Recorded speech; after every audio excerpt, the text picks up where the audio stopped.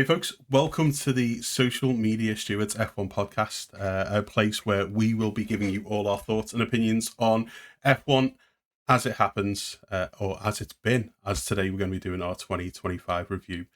I am Ray, I'm a content creator who loves F1. I do stream over on Twitch under the name Traumatized Ewok. I am a Mercedes fan and a Lewis Hamilton fan, so there may be a bit of bias in what I say every now and again. But that's what we're here for, isn't it? To give our thoughts, our feelings. We're just starting out. It's going to be a little bit rough around the edges, so do give us a little bit of time to kind of get into the swing of things. If you've got any critiques that would help us, do leave them in the comments for us, and we'll be grateful to hear from you. But yeah, that's me. I'm Ray. I'm going to hand over to Mark. Yeah, I'm Mark. Me and Ray both do enjoy our F1. We sit down and watch every race through the year together on a Sunday, unless they are daft times in the morning, of course. In my spare time, my main job, precision engineer. So 5-axis Miller. So I love the engineering side of Formula One as well, not just the racing. But I am actually a Red Bull and Max Verstappen fan. So me and Ray do sometimes argue about our opinions and are very biased against each other. But we never let it spoil our friendship. So that's not too bad. Or at least not that we show each other. So that's not too bad. But Yeah. we'll see how it goes. Yeah, we tend to agree to disagree a lot of the time. Yeah. Unless the incident involves both of our drivers, and then we just stop talking and eat some food. Yeah. So. Generally the best way to resolve that. Yeah. Well, before we dive into our review of the season, I think probably we both said actually it'd be a good idea to talk about what we were expecting going into 2025, wasn't it? So, I personally, at the start of the season, thought that Norris had shown that he had it in him to give it a good go, but I honestly thought Piastri just had that mentality edge at the end of 2024. So I honestly expected it to be Norris and Piastri, with Piastri having the edge very early on, and probably taking that through. I think we both sort of thought that, didn't we? At the end of 2024, Piastri had shown that he just had more of a champion mentality, if you like. He could handle the stress a lot easier. Nothing really seemed to ruffle his feathers. But the one thing we did think a lot more of towards the end of the 2024 season, especially with it being the end of the regulations as well, if you like, is we thought a lot more teams would be in the fight. Yeah. Because Mercedes was starting to show more pace. And even though they were getting a rookie in Antonelli, we thought Russell was being quick consistently. But we also thought Ferrari would be in the fight. We thought it was going to be a 4-way championship fight between, Mercedes, Ferrari, Red Bull, and McLaren. But then all of a sudden, Ferrari turned up, and it was like, by the way, you remember that car that was doing really well last year? We've binned it and started again. So it was a bit hit and miss. It wasn't what we thought it would be. We didn't think it'd be such a straight fight. Yeah, if you like. I think I said, didn't I? Because I was excited about Lewis being in the Ferrari, being a Lewis fan, and because it had been such a strong car at the end of 2024, and Leclerc had been getting results, and even Sainz had been like performing incredibly well at the end of 2024. He had. And I honestly thought, brilliant. Lewis in a Ferrari, he's going to have a shot. Yeah. Maybe not the favourite, but yeah, Ferrari'd, I think, as we'll get into. Yes. Yes, they certainly did. Yes, it was just more disappointing. I think even the Red Bull towards the end of 2024, they seemed as though they'd sorted quite a few of the instabilities in the car. So we thought 2025, this is going to be one hell of a battle. Whereas it sort of went backwards a little bit towards the beginning of the season. Yeah. But we weren't expecting that at all. No. Yeah. It was. I think as you said, we thought it was going to be at least a 3-way, maybe a 4-way fight between the teams. Definitely. And I personally thought Piastri was going to edge it because I thought the McLaren was probably the stronger car at the end of 2024, and they were just going to build on that. But yeah, as the review's going to show, it didn't really pan out. Not really. The way we thought, did it? And it started with a weird one in Australia. It was a bit weird, yeah. Was it like it wasn't 6 DNFs? Yes, that was carnage for the first race of the season. Yes.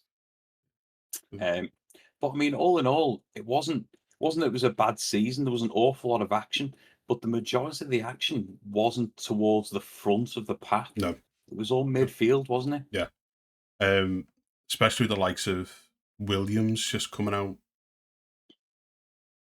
Very impressive. Very impressive. I mean, if you'd listened to the whole James Bowles talk, we're planning for 2026, or the whole factory talk when he's saying to everybody that don't worry about 2025. Like, we're going for 2026 and the new regs. This year is just a write-off. Yeah, we're going to turn up. We're going to do our best, but don't. And then, like, they started very well. Like, considering they were back of the pack, they did. Yeah. I mean, Sainz didn't have a great start there, but Albon was 5th in Australia. Yeah. Sainz was one of the DNFs. He was, unfortunately, yes. It did take him a couple of races to settle into that car, but once he started going, well, actually, it was once he got that unicorn sticker, sparkles on his helmet. Yeah, that was what it was. Magic. Whether or not that'll carry on, yeah, definitely, yeah. But I was very impressed by Sainz this year. Once he got his head around that car, that was fantastic. Yeah, absolutely fantastic. So, just thinking, do we want to dive into one of our favourite moments, where our favourite overtakes, or do we want to go through the teams first? Or should we do teams first? Should we go teams? Yeah. So, folks, what we're going to do is we're going to go through the teams in reverse finishing order with the championships. Some will probably have more to say about than others, but I guess we have to start with Alpine. Yeah, I mean, what's there really to say about Alpine? I mean, they were just very underwhelming through the season, where nobody could really extract anything out of the car. It was very, I would say up and down, but it wasn't really much up, was it? No. Just looking at their points, it took them to Canada to get into double digits. I didn't realise that. Yeah. So nearly halfway through the season. But end of Spain, they had 11. So going into Canada, they had 11 points. Oh, okay. Yeah. Okay. 4. That's much better then. Yeah. Yeah. So, and then after Canada, they scored 11 points. Nice. Yeah, that's the way to do it. Yeah. Yeah. They just. Yeah. I think. Yeah, as you said, there was nothing. I don't think this ground effect era has been good for them. I really don't think it utilised their strengths, if you like. Yeah. And I also don't think it's helped with the change of team principle either. No. Having that happen partway through a season doesn't always help. And I certainly don't think it's helped Alpine. And the weird thing about that is, like, he's like Oliver Oakes, no bad thing towards him or anything, like, but he's got no real experience at the top end. No. He's only a young fella. He's there's time to get experience. He's 36, 37, something like that. There's time to get experience, but at the pinnacle of the sport, very underwhelming. I honestly don't know what they were thinking taking Franco Colapinto. Yeah, that was a bit of a gamble, wasn't it? Pierre Gasly, I can completely understand that. Fantastic driver. Yeah, definitely. But Colapinto have done 9 races at Williams, DNF'd in 3 of them. Yeah. And hadn't really performed in the ones that he finished in. So I was very surprised when you look at some of the drivers who could have possibly been available out and about. You got Valtteri Bottas in a test seat, probably would have loved to have been in a seat for a season, but Yeah, under Daniel Ricciardo. yeah, Yeah, yeah, yeah. Even Perez. yeah, a lot of Yeah, experienced drivers. You've got an inexperienced team principal yes. and not much experience. Gasly's got experience, but he's not really got like. Yeah. I wouldn't say he's a leader. No, I think Um, they were missing the bits that come with an experienced driver from a higher up team as well. Yeah. Of what they could bring knowledge wise and everything, Yeah. experience wise. They were missing that. Yeah. Yeah. Yeah. So that's Alpine. Who's ninth then? Is it Haas? No, it was Sauber. Kick Sauber. Was he? It was. Oh, yeah. Sorry, I've got the wrong page up. I've got the wrong one. That's all right. So told you, folks, we'll be a little bit rough around the edges. We have been we've been doing our homework. Don't worry. But we have. Mark put the wrong chart in. Yeah. That's what I did. Goodness knows where I got that from. But you see now, Kick, one of their biggest highlights of the season, and we can't ignore it whilst we're talking Kick, is Hulkenberg on the podium. Yes, fantastic to see. Yeah. Absolutely fantastic. And it was on merit. Yeah, it wasn't on loads of people have crashed out, and it's like an absolute massacre of DNFs. It was on merit. He drove a fantastic race. And when the calls were needed to be made, he made the right ones with the team. Yeah, without a doubt. I think he's shown he is a strong driver. Unfortunately, I'd just love to see what he could do in a quicker car. Yeah. That's the problem, isn't it? He's one of those drivers who's like in the always second seat at Williams. Yeah. Yes. Yeah. We'll come to Williams in a little bit. Yeah, we will. Yeah, but no, I'm totally with you, because like when you think about it, he was brought in. Was it for 2 different teams the other season when they needed a driver? Yes, and he performed both times. Yes, he just got in, turned up for the weekend, got in the car, drove, performed, and then see you later. I'll go back off to semi-retirement. Yeah. And. Yeah, he's been consistent. He's been quick, but he's never had a quick car. He's never had a competitive car in that sense. That's true. But Sauber's season didn't start too good, actually, because if it wasn't for 10 points they scored in Spain, they'd have been below Alpine at that point. Yeah, that's very true. That is very true. Yeah, so they scored 6 points in Australia, then nothing till Spain. Yeah, and then a good 15 in Great Britain. Yeah, that's it. That was when Nico got his results. Yeah. Yeah, so they had a slow start. It's one of those teams. It's one of those teams that, no offense to Kick Sauber, I didn't really expect much from at the beginning of the season. No. But to be able to put Hulkenberg, put him there, to have Hulkenberg on the podium, because they didn't put him there, he put himself there. So I wouldn't take anything away from him on that. That was absolutely fantastic. I think they did well for what they had. Yeah, I'll put it that way. Yeah, I think definitely, for a team that a couple of seasons ago were taking 4 business days to do a pit stop, I wasn't really thinking. Yes, wasn't really thinking anything was gonna come of that. Yeah. But slow start to the season, but then if you look down at the points, from Spain onwards, they were regularly getting points. So that's true. Ninth, not amazing, but it was still 48 points ahead of Alpine. That's very true. Very true. And only 9 behind Haas. Yes. Speaking of Haas, I suppose that's who's next. Yeah. You see, now I do have a soft spot for Haas because I use their machines. Yeah. And I love it. I love the Haas machines, and it's partially why I quite like the team, because I think, really, they only made a team purely to advertise the fact that they make machines. It's the only reason, because let's face it, the amount of money you burn through in F1, it's the only reason you would do it. Yeah. So I do have a soft spot for Haas, and to be fair, they've been pretty pretty, I say consistent. It was a massive improvement on where they've been in this ground effect era. Yeah. And I do wonder how much of that has helped being teamed up with Toyota for their chassis as well, because they have had development with Toyota for the chassis this year. Yeah. So I wonder how much that's helped them as well. I think it's probably massively, because when they come in, if you remember, they were kind of like Ferrari B team.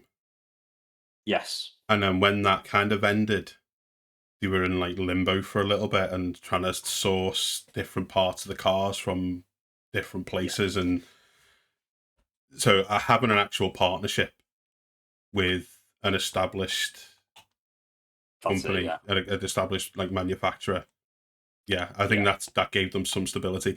I was surprised when I looked at the overall, because I don't know why, but I had them like finishing higher in the standings in my head, because I did as well, because they've been consistently there midfield. Yeah. Ollie Behrman, fantastic season. Yes, he has done well. Ocon, consistent. Yeah. In my mind, I was like, when I looked at the results, I was like, 8th. Yeah. I couldn't fathom it. I was well, okay, and then you look down at the points, like, yeah, they got a big chunk of points early on. They did. And then it was like few without, 6 points here, 2 points there. Mexico, 14 points. Yeah. I thought that wasn't bad. Or that was the same in China, second race of the season. Yeah. Zandvoort, he had 9. Some of their times in qualifying, when you were watching qualifying, you were like, hang on a mo. Because some of their first, especially when it was Q1, some of their times would come up and they were like, hang on a minute, how are they like 5th and 6th? And all right, that had changed as you went to Q2 and Q3 and all that. But some of the times they set, it was like, hold on, have they been holding back on us here? They've just all of a sudden just absolutely, thrown a lap in and just thought, where did that pace come from? Yeah, been sandbagging all the free practices and then. Yeah, that's it. Yeah. But it's like they've been running on wets all weekend and all of a sudden thrown on a set of slicks and went for it. Do you know what I mean? Yeah. It was like, very strange. Yeah. Yeah, it just looked like, if you look through the race results for them now, they were either off or on. Yes. There's a lot of 0 points scored there. At least half the races, but then a couple of races where, like, say China, Mexico, Zandvoort, where they got a big handful of points, which probably made the difference between them and Kick. But I was very surprised, considering how consistent I felt like Ocon and Behrman had been. I was very surprised when I looked at it. For some reason, I had them at like 7th, maybe at worst. But yeah, I thought they were higher than Aston Martin. Yeah. I'll give it that. Yeah. No, but they were 10 points behind them. Yeah. I mean, I do wonder how much of that is down to driver experience in helping the teams with the setup for the car for the weekend. Do you know what I mean? Yeah. I don't think they've got that much experience, and if it's still very much a new car that they're developing, how much do you really get to know it? Yeah. I mean, Behrman obviously wouldn't be able to give them much in terms of... No. He's been quick when they've got it right for him, and when he's helped get it right. But Ocon, I mean, if I'm going to be honest, I don't really rate him. Yeah. I think he's one of those drivers that you're just seeing tumbling down the teams. Yes. Rather than establishing himself. There's no kind of race that I remember and I go, wow, Ocon put on a cracking performance. That's the problem with it, isn't it? It's not memorable. It's almost like, oh, he was also there. Yeah. Yeah, that's it. Yeah. I get. Yeah. But no. He's like a backing singer. Yeah. Talking of useless backing singers, though. Should we go to Aston Martin? Yeah. I knew exactly where that was going. Yeah, well, it's a perfect setup, isn't it? Talking of useless F1 drivers. I mean, how dare you speak so ill of Fernando Alonso? Oh, I wouldn't dare. I would not dare. Oh, no. Um, That's the thing. We all know it. It's even Daddy Stroll Fernando knows it. Alonso, man. I know. I mean, having said that, you go to the first race of the season, and where does Stroll finish? 6th. Mm. But I think that's the problem. It's not that Stroll can't drive. I just think, well, no, maybe he can't drive. I think it's just he can't put in a performance, not constantly. Mm. On the odd occasion, you might get a race where he puts in a decent performance, but it's rare. It's few and far between. Yeah. And as much as I understand his dad owns the team and everything, but in the same sense, if you're investing billions and billions of pounds into an F1 team, surely you want the results to back that up. Yeah. And I just think at some point you've got to say, maybe you should, follow your love of horses. Do you know what I mean? Surely he's got to have other interests that Yeah. he could follow. You got to think, like, it's not just his dad that's like putting the money in. It's investors, No. it's engine partners, it's manufacturing partners, it's other sponsors. Yeah. And it's all well and good, but yeah, he did well in Australia. But I've just got his results up now. Australia and China 6th and 9th, respectable.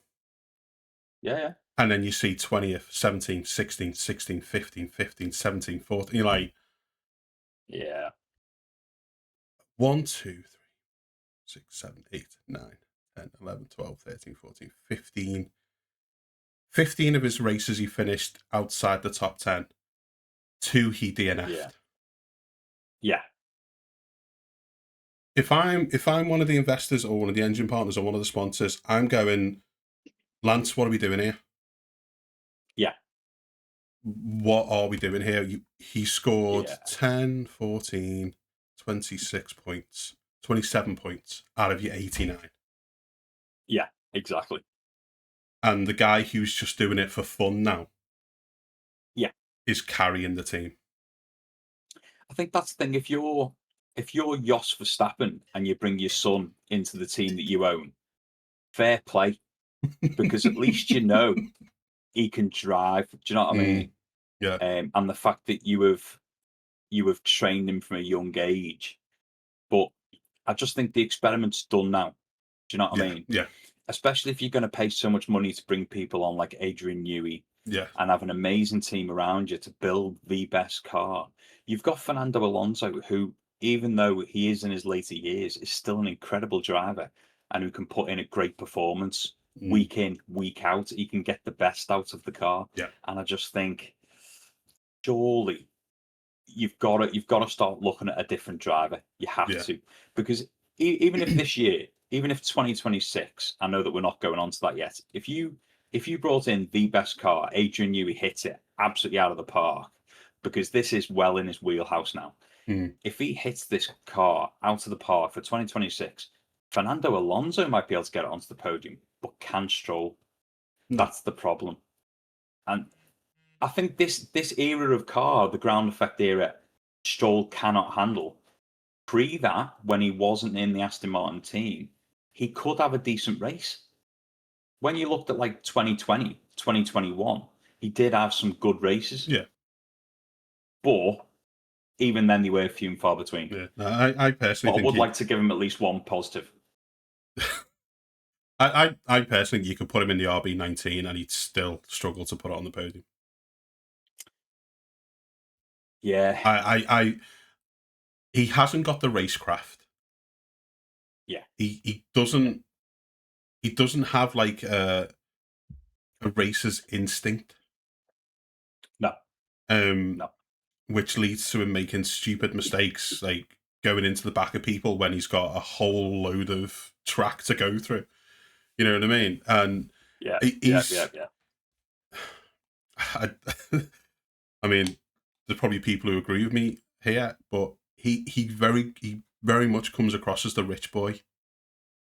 Daddy lets me get my way, so why aren't people getting out of my way? I don't think he's got this. He might be a good driver, but he's not a good race driver. You see, part of a thing I think part of the issue could be the fact that does he have to perform because he's not going to be kicked out of the seat? Mm, Do you know what I mean? If you're a driver in any other team, especially if you're the second driver in Red Bull, yeah. you have to perform. I mean, in any team, to be fair, but Red Bull, say, is one of the most ruthless, same as Racing Bulls. You have to perform or you're out because they are investing massive money in you. Yeah. To just go, well, it is what it is. And then to get back to the garage and start throwing your steering wheel at your engineers. Mm. It's not on. No. But the positive of Aston Martin is, one, it's an amazing colour, and two, they've got Fernando Alonso. Yeah. So they're the upsides to Aston Martin. The rest of it we'll just ignore. Yeah. Oh. Apologies to Daddy Stroll, by the way. Yeah. If we ever hoped to be sponsored by Aston Martin at any point or to be invited to the paddock. Yeah, sorry about that. It's just, I mean, you never know. Maybe you'll, give us a high five and go, I know. I've been trying to say that to him for years. I know. It's his mother. It's his mother. To see. Yeah, it's sad to see, isn't it? Really, but yeah.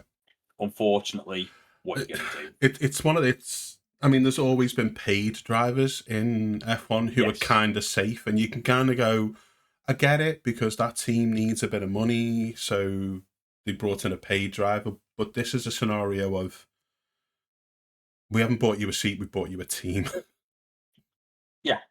Yeah, effectively, it's like the most expensive Scalextric set for your son. Yeah, effectively. But he keeps biffing it and sending it under the coffee table. I was going to say, he keeps going like that on the trigger and just. Yeah, that's the problem. Yeah, yeah, that is very much the problem.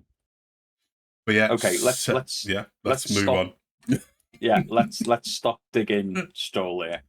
Yeah, we got the whole of next season to go with that, folks. So yeah, that's fine. So what are we looking at now then? So Racing Bulls. Racing Bulls in 6th. Yeah. Tell you what, their car was consistent this year. I'll give them that. Yeah. They had some cracking performances, and some of the overtakes they got done, it looked like an extremely stable car as well. Yeah. It really did. It's kind of been like that for the last couple of seasons, though. Whereas the Racing Bulls looked very drivable.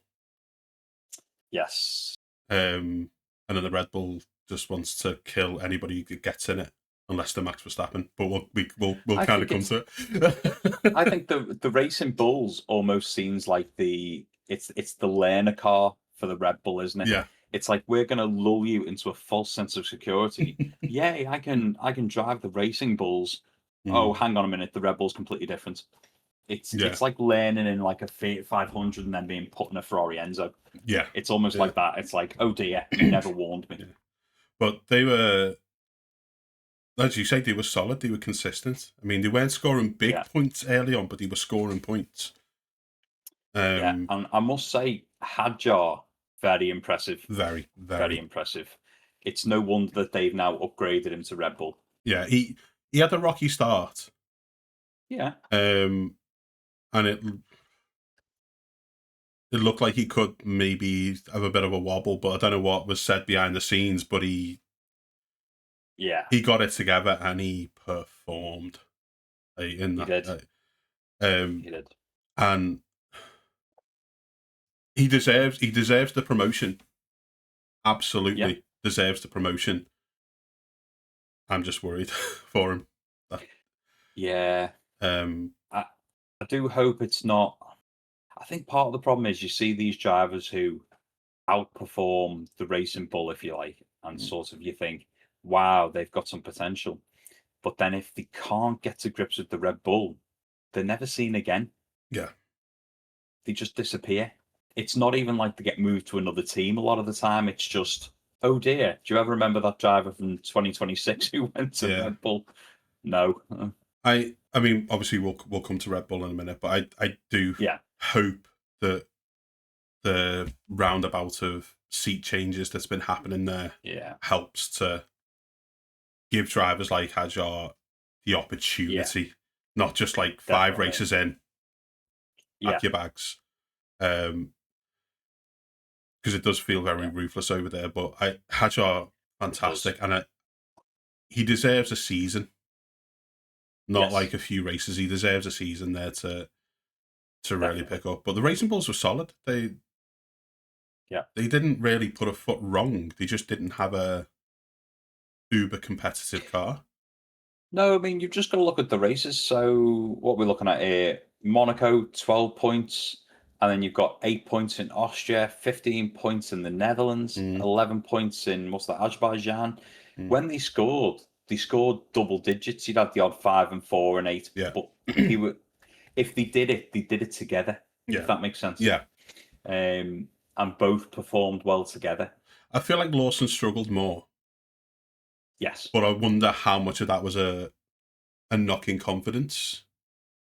definitely. Definitely. You'd got the seat, Yeah. and then you got demoted.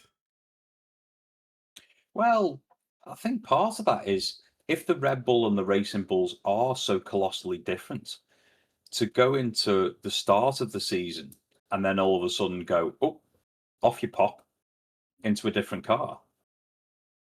That's not going to help at all, is it? No, Trying to learn that. no.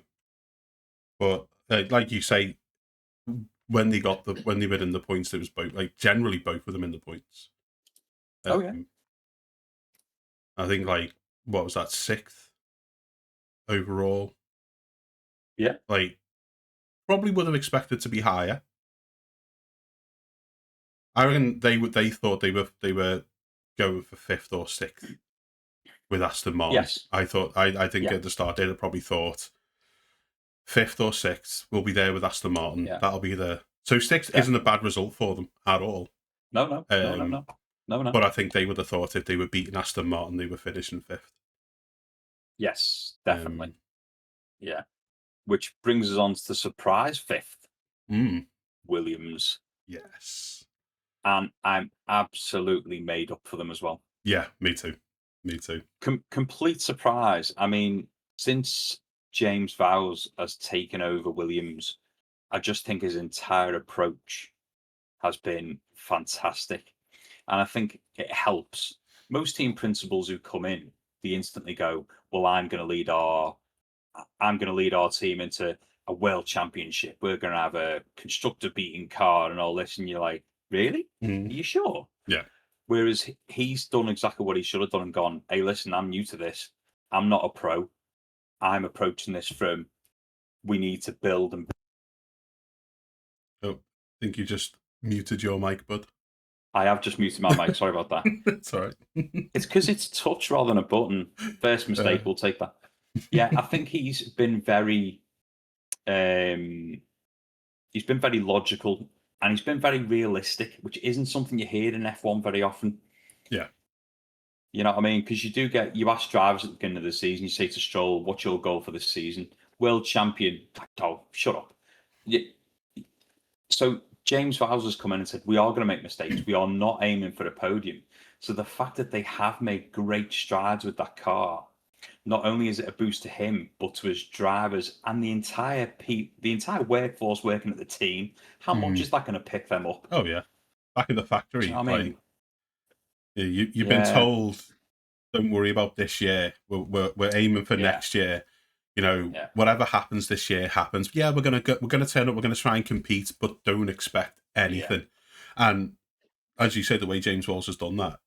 But I think what's helped there, as opposed to, like, say, Oaks at Alpine, is James Walls has come in and he's got so much experience around the paddock, so much experience around different aspects of running a team.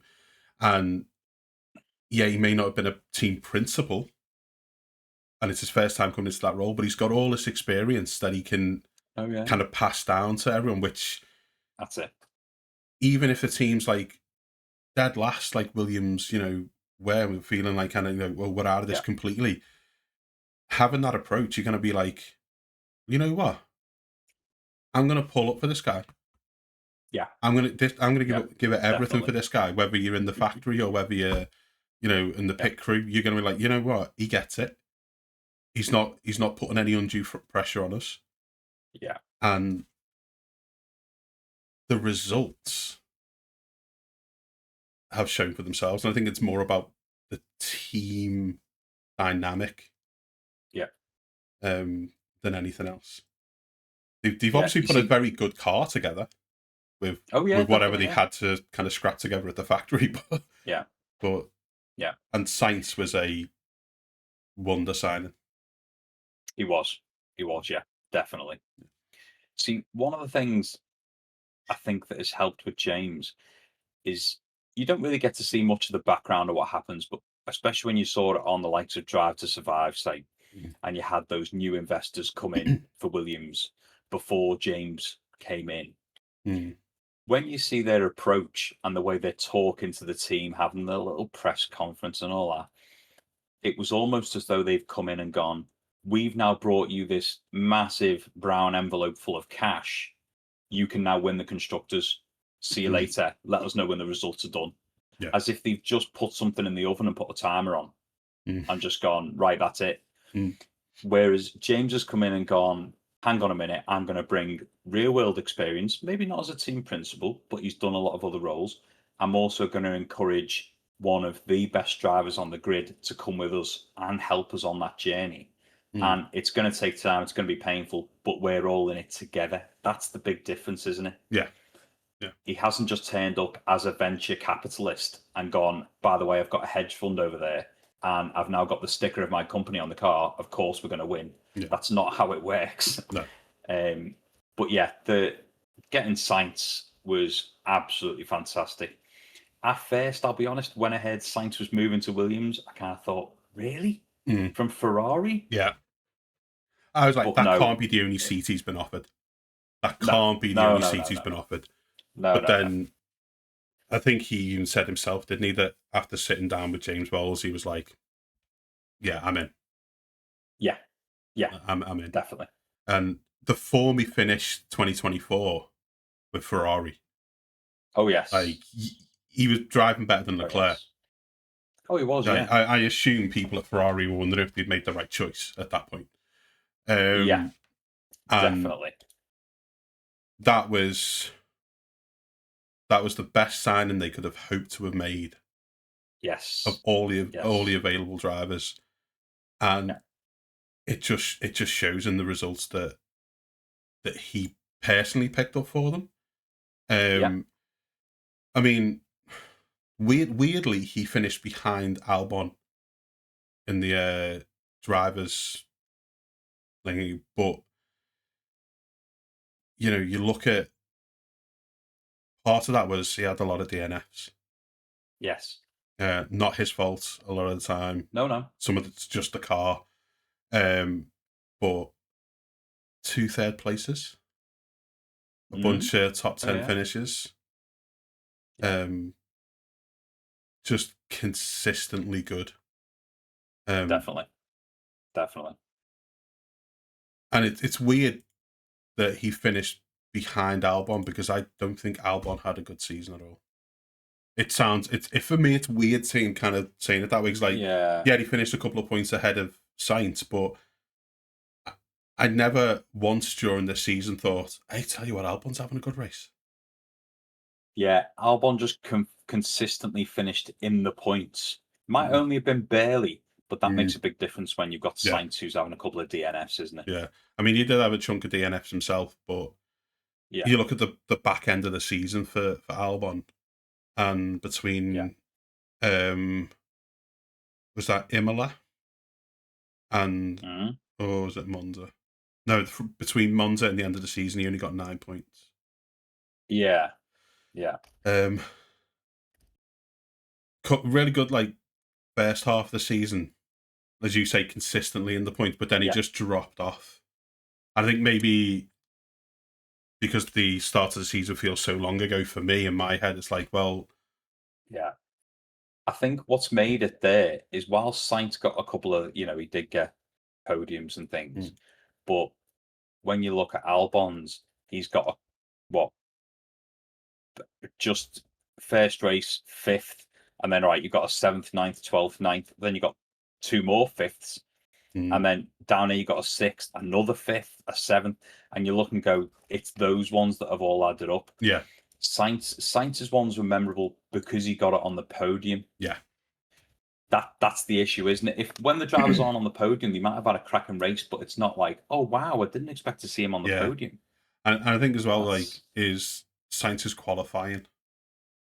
Yeah. In a couple of it was outstanding, whereas Albon was not really there. No. So Sainz has probably had the more memorable, as you say, the more memorable part of the season, which kind of makes it stick in your head. But it does surprise me looking at it that Albon finished ahead of him, considering I didn't feel like I saw him the whole season. No. But I guess that's it. But like, I mean, we're not going to do a 2026 kind of look ahead in this one, but it does give you a lot of hope. I'm excited for it. For Williams moving forward, and if they get it right, moving forward, I think Sainz is the right driver. I'm not sure Albon is, but that's just me being honest about it. Albon's another one. I think, say like Ocon, but I think Albon had more potential. Yeah.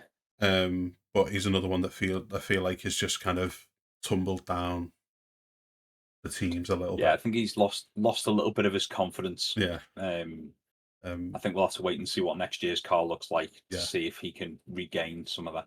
Yeah, because if James Wells has guided them right and the team, the designers and everything have got it right, they could be in for a very special one, I think. Maybe not championship, but definitely kind of upsetting the status quo in the top 4. Yes, definitely. Right, are we going on to 4th place here? Which does bring us to the top 4, which is a massive jump. Or, okay. As Ferrari say by the end of lap 1, strategy D, which is incredible. How do they do that? So Ferrari, Ferrari, I don't even know. I mean, you see, with you being a Hamilton fan, and he's not my favourite driver, but I think that was because it was Max v Hamilton, and Max is my guy. So I'm naturally biased against Hamilton. But as I've always said to you, I can never deny Hamilton is an incredible driver. Yeah. But he's not my guy. So I should have absolutely loved this season of Hamilton failing miserably. But it's actually quite sad to watch. Yeah. Do you know what I mean? And that's being dead honest about it. Totally.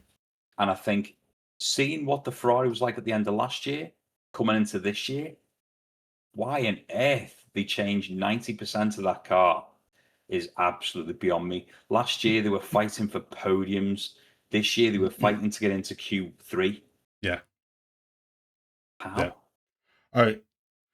I honestly thought, as you say, with how well that car was, end of the previous season, we're on it. You've just signed Lewis Hamilton. Yeah, he might be. He might be on the decline, right? And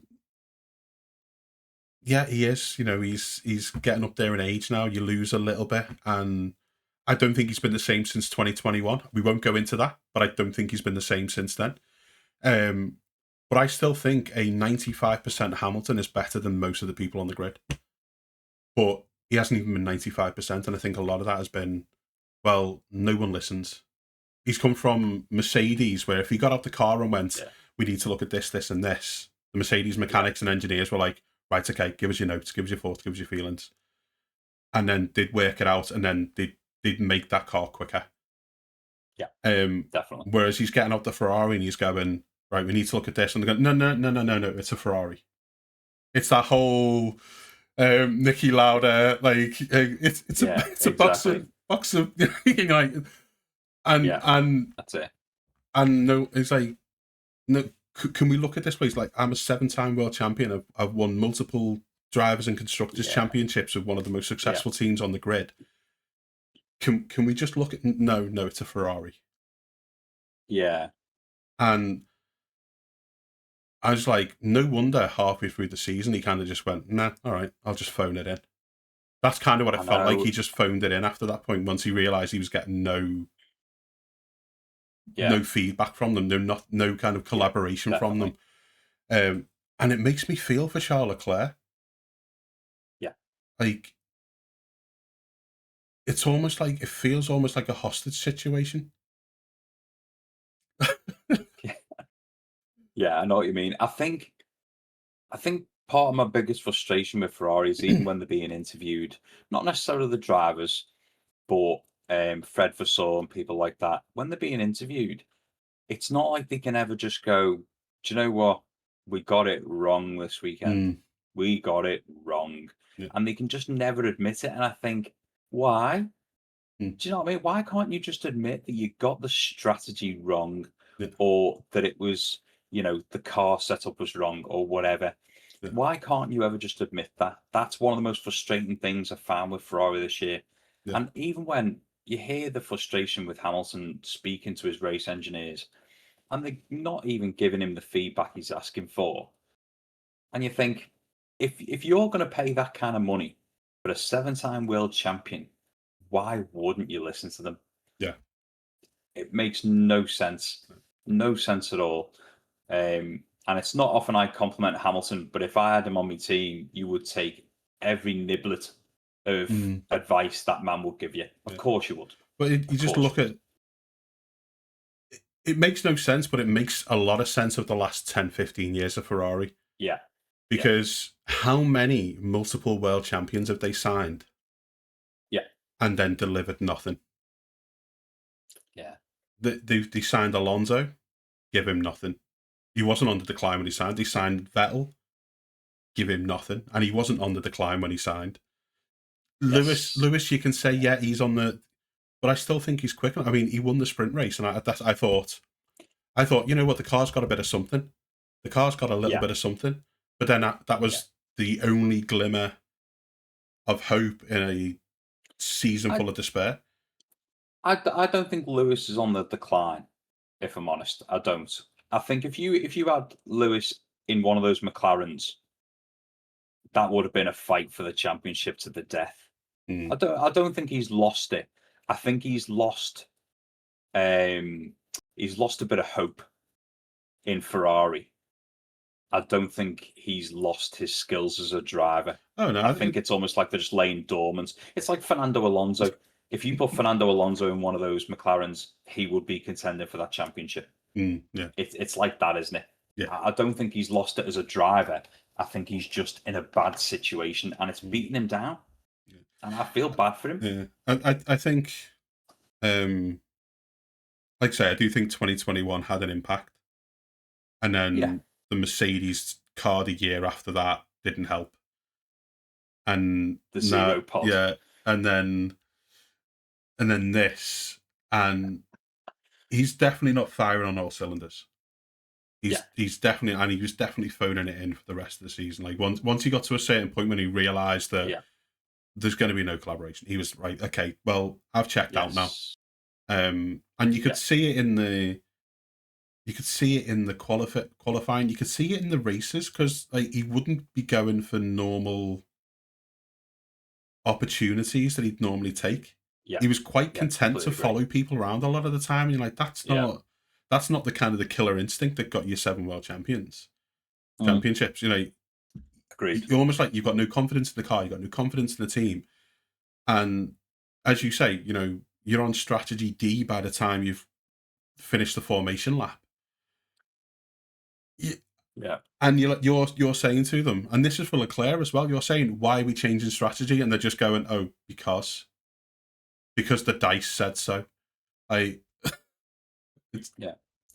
Do you know one thing I find mostly concerning about Ferrari is, whenever Ferrari release a new car and they say it's based on their F1 technology and heritage, does that mean it's on the wrong tires?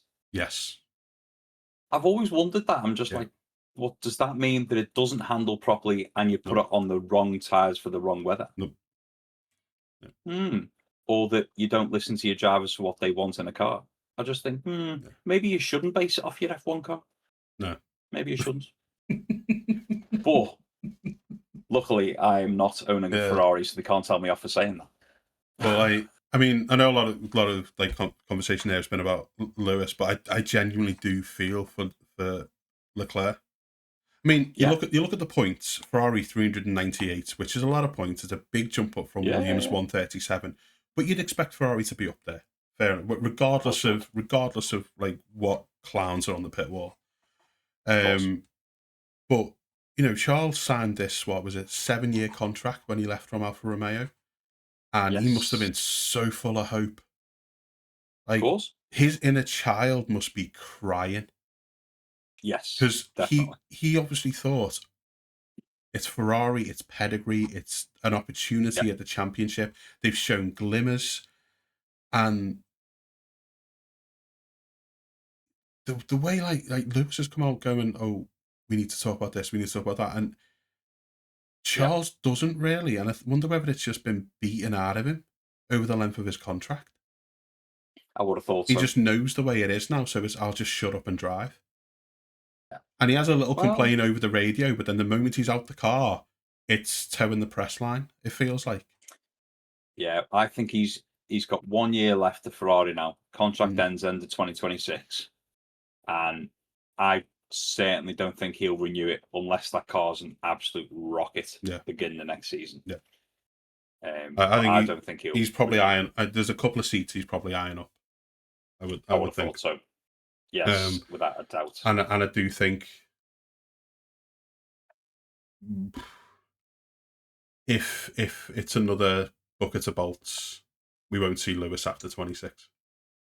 No, I don't think so either. I think he'll just phone No. it in again, and if he's given a car that'll compete, like we'll get into that like in another podcast. Yeah, But yeah, yeah. I feel for the drivers because Leclerc is potentially a world champion given the right car. Yeah, completely agree. Potentially a world champion. He's one of the quickest drivers on the grid. He's one of the more aggressive drivers on the grid when he's given an opportunity to get his overtakes, and his Yeah, defensive capability is outstanding. But that team, it's run by clowns. There's no yeah. other way around it. Like if they turned up in a clown car for next year, I would not be surprised. No, Like no, the no, whole pit crew just getting out of this one little tiny car. But without a doubt. yeah, it's it's almost like the team Ferrari didn't deserve to finish fourth, but it's just because they had a faster car, just a slightly faster car than Yeah, somebody. yeah. I just don't understand how you've got all that experience in Lewis and Leclerc on your team, and you're just not going to listen to them. No, And no, I then agree. what's his name? The head of clown shoes was like, oh Fred no, Vasseur. no, not Fred. The other guy in the interview was like, oh yeah, he should just shut up and drive type of thing. Oh He's yeah, like the I head of can't remember his competitive name. racing or something like that or whatever. It's like, Yes, yes, yeah, yes, we yes. can't remember his name, and that's how like significant he is in the overall picture of it. Yeah, You know, just like oh, yeah, we give them a Ferrari, almost like you should be grateful. You know, yeah. It's not the badge that makes it go faster, unfortunately. no, That's probably where they've gone wrong there. no. Um, but moving on to third place, then. Max Verstappen. Yeah, well, there's no other driver. Yeah, unfortunately. I mean, as much as don't get me wrong, I quite liked Yuki. Mm, He was a character in himself, and I'm glad that he stayed as a reserve driver. yeah, But he didn't really make an impact on the season. no, No, unfortunately, the Red Bull points, the majority have come from Max. yeah, Which the beginning of the season, that was a rough ride. There was the odd race where he managed it, like in Japan and things like that. yeah, Incredible race, which gave me hope. But unfortunately, the beginning half of the season wasn't great for Max at Red Bull or Yuki. no, No, but the second half of the season after was it the Netherlands? Incredible, yeah. I mean, absolutely incredible. of the 451 points that Red Bull scored, Yeah, Yuki scored 23. Yeah, yeah, I love the guy. He's such a nice lad. He's such a nice guy. yeah. As you say, he's a funny character as well. Mm, And I wanted nothing but good things for him when he got that seat. He deserved it. definitely. He'd performed so well for a couple of seasons. Yes, he did. He deserved that seat, and I was expecting good things. I wasn't expecting him to Yeah, compete with Max because, let's be no, honest, there's very few on the grid that could. But yes, 23 points. yeah. It's a bit weak, isn't it? Really? Even if you take those points away, Red Yeah, Bull finished third. yeah, So when I was like, should we go to third, Max Verstappen? Yes, it's a joke, but it's also yeah. It's kind of true. very true. But I Yeah, mean, and it also kind of makes me wonder, and I did mention this to you the other day when we were chatting, but how much has Max and his ability to get everything out of that car, how much has that yeah, kind of papered over some of the cracks at Red Bull and some of the weaknesses definitely, at Red Bull? definitely. Um, because if you'd had two similar quality drivers in there, and you can't say Yuki's a bad driver because he's not. He Oh performed, no. but would they have struggled to score 50 points? Well, they would have finished behind Aston Martin, wouldn't they? Yeah. Let's face it. Mm. Yeah, without a shadow of a doubt. Yeah, And yeah, you look at it and you look at the points and you're like, oh wow, Australia 18 points, China 18 points, Japan 25 points, Bahrain 10. And you're like, yeah. tell you what, the team was, but it wasn't. No, It was no, just it wasn't. Max the Yeah, the entire time. And I don't think there's a driver on the grid that could have done that with that car, other than no, Max. I, yeah. as much as I'm a I Lewis agree. fan, and as much as I've got, like say, thoughts about Max when he was younger and stuff like that, I Yeah. respect the hell out of him as a driver. He is Oh fantastic. yeah. Oh He can yeah. still be a bit Without a doubt. petulant, as Spain showed, um, Yeah. but he is a generational talent, Yes. Without a and doubt. he has dragged that Red Bull to third in the constructors. Yeah. Um, I, there's been a lot of turmoil there this season at Red Yeah. Bull. A lot Definitely. of turmoil. Christian Horner, after 20 years, Yeah. and all Yeah. the Well, success. we were talking about that the other day, weren't we? I Mm, mean, when Christian Horner was team principal, I liked Christian. A lot of people didn't. He was very divisive. I just honestly thought he would say what he thought. You knew where you stood. Whereas actually, I mean, we won't go into the scandals, but when he's had all this scandal and everything, I do think that will have been divisive for the people in the team mm, because you will have people who will defend the other person on that argument. You'll have people that defend Christian Horner. Well, if you've got a workforce that is divided, they will not be focused on what they're supposed to be focusing on. And I think that has shown as soon as Christian Horner has, um, whether he was thrown out or exited of his own accord, if he wants to put it that way. mm. I think it's shown massively the change since he's left of just how more unified the team became, if you like. I think it's had the same impact the way like James Vowes has on Williams. It's very much been, hey, listen, let's put all that behind us. He's not here anymore. Let's ignore that. Let's focus on the car Mm. and the driving and doing what's best for our drivers. And I think that shows in the second half of the season. Um, Yeah, I very mean, much so. and Lauren Mackey's is very unassuming. I'm not Yeah. sure. I mean, we did chat about this the other day, but I'm not Yeah. sure what exactly his impact has been. He No, no. could well have been that very calming influence after a lot of turmoil, Mm. but there was still a lot of stuff going. And probably the paddock didn't really get to kind of thing involved in, but like with Yeah. Helmut Marko and the whole Alex Dunn contract scenario, Yes. and which has obviously seen Helmut being shown the door. And obviously Yes. after Diedrich Matterschmidt, well, I can't even pronounce his name, Matterschmidt, Just call him Deirdre. Diedrich, yeah. After he passed, there was this massive like power struggle, I think, Yeah. between Yeah, I Horner think there was. and Marco. Definitely. My standing on Christian Horner. I didn't really like him. No, no, that's fair enough. I respect everything he's done in the sport. Just didn't really like his approach. No. For me, he felt like somebody again who could never admit when him or his drivers had done something wrong, or when something happened that maybe shouldn't have happened, and he couldn't go, listen, it didn't play out the way it normally would.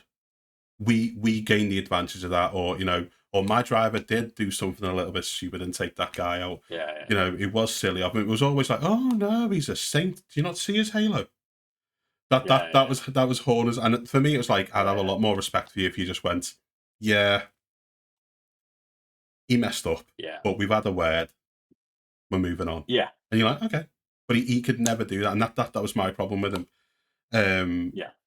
But there was definitely this whole power struggle between Horner and Marco, which and Jos as well, which didn't help. Jos. I mean, I can understand Jos fighting in his son's corner, but if I was Max, I'd have gone, Dad, go home. You're really not helping here. I as much as Max may be a world champion, I don't think he can tell Jos to go home. I don't think he's allowed to do that. I think he would be grounded. Left on a lay-by again. No, he's not allowed to do that. I think his dad would confiscate his jet and ground him. That's not. No, you can't do that. No sim racing for a week. You can't tell Jos. No, you can't tell Jos to go home. I think it says it all when Max was being interviewed with Daniel Ricciardo and he said about his dad stabbing one of the engineers with a fork in the pit lane, and you're like, what? Mm-hmm. And Ricciardo just sat there like, what did you just say? And you think, yeah, you're not telling him to go home. I'm sorry. You know the weird thing is like back in his racing days, I didn't know anything about Jos was after the background or anything like that. But when he was at Arrows, I loved him. Yeah, he was one of my favorite drivers on the grid when he was at Arrows. I thought he was brilliant. And then obviously he spawns one of the greatest drivers the thing's ever seen. And you're like, well, you didn't have that talent. You had it in you, but not. That's it. Yeah. But I wonder, like you say, whether Lauren Mekies has had that calming effect. Yeah. And whether now that Helmut Marko's gone, we'll see the team just settle a bit more. I don't think it's that Lauren Mekies is necessarily. I'm not saying he's come in and he's just been like, come and have a group hug, everyone. No, I don't think he's got them all around a campfire and he's singing Kumbaya. I think it's mainly just maybe he's like I don't know, he just has like a calming effect in the fact that they've had so many years now of either scandals or upsets, or is it the cost cap? Is it Christian Horner's text messages? Is it? And you're just like, I don't care about any of this. I want to watch the race. And I think maybe he's come in and gone, hey, listen, everyone, let's draw a line. All of those people have now exited the building. Let's concentrate on what matters. And I'm wondering if it's more like that rather than, I don't think he's come in with new ideas and designs and he's suddenly made the car better. I just think he's maybe helped nurture a better working environment. Yeah, that's kind of what I mean. Talking. Go on, sorry, no, go on. I was going to say, I do think, again, we're not going to get into it too much or at all, really, but losing Adrian Newey as well, I think, has probably put the cat among the pigeons there in terms of like what's their car going to be like next year. Yes. Yes. And I think they needed that performance this year. I think that Max doing what he's done with that car and getting so close to the championship has probably given them a bit that little bit of like something to focus on. Yeah. Away from everything. And I mean, Max being so close to the championship, you kind of got to talk about Spain. He dropped from 5th to 10th. 9 points. I know, but the problem with that is, right, and don't get me wrong, I won't defend what Max did in Spain. You can't defend it. No. I'm a Max fan through and through, but you cannot defend it. But the problem with arguments like that or logic like that is you go, okay, if Max had just let Russell past, ignored the road rage, and not seen red, then he would have won the championship. And we can easily say that. Yeah. But having said that, it's only the same as if we go, okay, well, when Lando had a slow pit stop, if Piastri hadn't let him past, Max would be world champion. Yeah. And Uh, it's the same as last year when we had the commentators saying, do you know if 3 race results were different, Lewis Hamilton would have 3 extra world championships? You're like, yeah. I yeah, but completely get that. if 3 of my lottery numbers were different, I'd be a millionaire. What's your point? And No. I think, don't get me wrong, it was daft, and of course you have to look at things like that. But when you look at if you just look at it race by race, so like when it comes to 2026 season, when we're doing our podcasts, it'll be on a race by race basis, and I think you can analyze it race by race and go, oh look, in that race, that might come back to bite him. But I think when you look at the season as a whole, there's so many variables with. I know we'll get onto this, but papaya rules. I think that one little mistake. I mean, don't get me wrong. As we've said in that one race, really he was forced off the road. So if Max was that angry, I think instead of hitting Russell, what he should have done is just got his foot down and gone, no, I'm not giving him that place back, because he still would have got a 10-second penalty if he'd have bolted up the road, the same as he got for hitting him. So why not just bolt up the road, ignore your pit wall, and just go for it? Yeah, I mean, I get what you're saying with the whole like, oh, if these results have been different, but yeah, in my mind, it's like a lot of that is like variables that are outside of the driver's control. Whereas this was completely in Max's control. It was. And there can't be a part. I know he compartmentalizes things very well as a driver. Yeah. But he's going to have a nightmare about that at some point. He's going to wake up going 5 times, and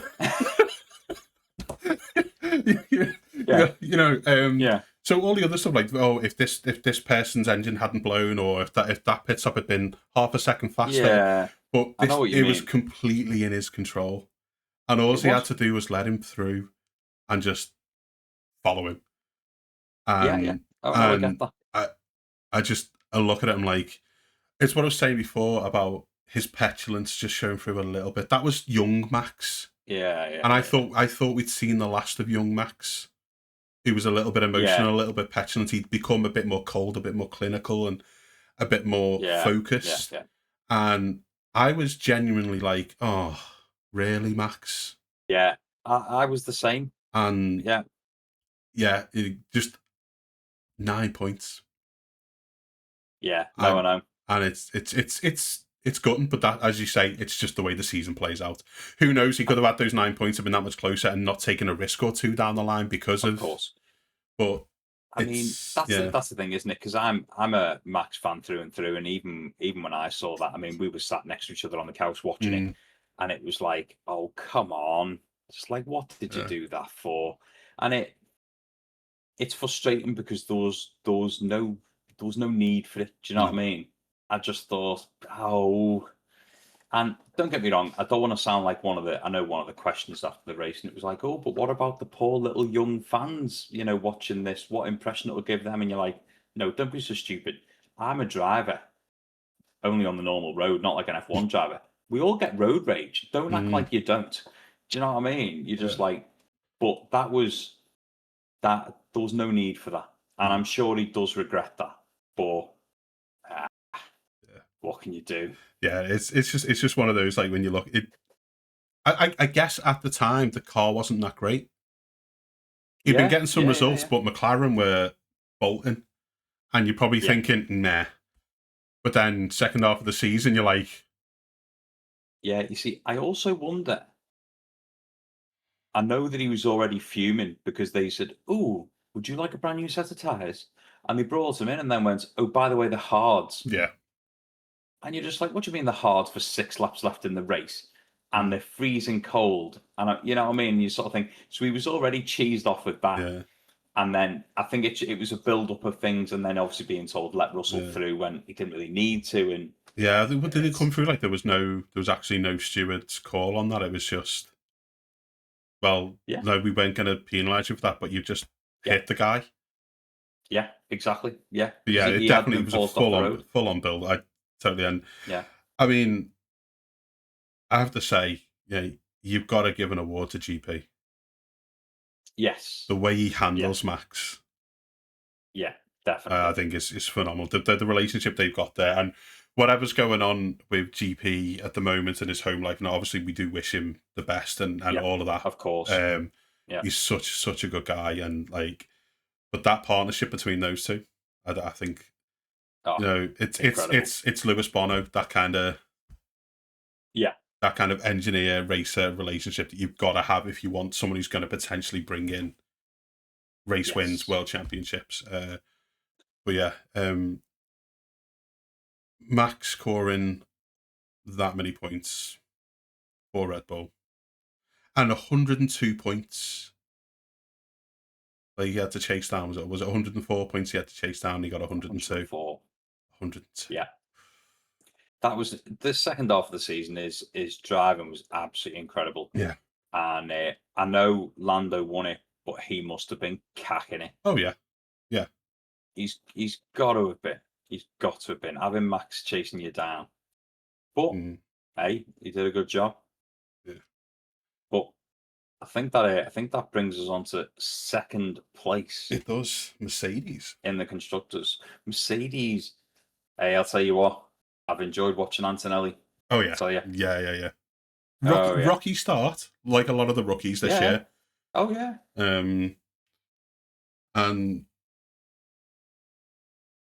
some pretty low lows, Yeah. like taking out Leclerc at Zandvoort. Wasn't it taking out Max at Austria? Taking out Max at Austria, taking out Yeah. Leclerc, Zandvoort, Yeah. which was like a Ferrari double DNF, wasn't it? Because at the very same corner, Hamilton Yes. had gone off It before. was. But It was. Kimi, I mean, you've said this before, and I completely agree with you. But he's made a strong case for being Mercedes number one. Oh, he's definitely Mercedes number one driver. Um, Yeah, I mean, don't get me wrong, Russell has put in a great performance this year. mm, I can't argue with him. I think he's done a good job. But I've always made my feelings on this very clear. I always liked Russell when he was at Williams, yes. but the second he got his upgrade to Mercedes, he suddenly went big-headed and almost like, "Look at me, I'm in a top car." Luckily, the second they put him in the top car, they got rid of the side pods and ruined it. But I think it was his attitude when he moved to Mercedes Yeah. that got me. And don't get me wrong, he's been putting in a good job even from the zero side pod era. He has consistently been putting in pace with the Mercedes, been putting in good performances. I can't stand the amount that boy cries. I can't stand it. Every time he gets interviewed and he's like, "But it was too windy," and I'm just like, "Really, Russell? Come on, man! Just can somebody follow him around with tissues?" It's just Yeah. I understand sometimes if don't get me wrong, if he got like an amazing win or he missed out on the podium because a tire burst 500 meters before the line, I get it, man. Give it a good cry, get it out. But when it's just, he will cry at anything. Do you know what I mean? Yeah, it's the I was forecast the podium meme, isn't it? That Oh radio man, message is going to haunt him for the rest of his career.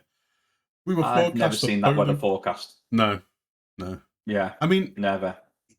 he had a solid season. You know, he's an established driver. He's a quick driver when he's on it. He's He very is. good. He's got good racecraft. He is. He finished fourth overall. Yeah, yeah, yeah. But I'm totally with you that the attitude adjustment from Williams to Mercedes was just like a switch. Like someone had flicked something, and he just became quite arrogant. And Yeah.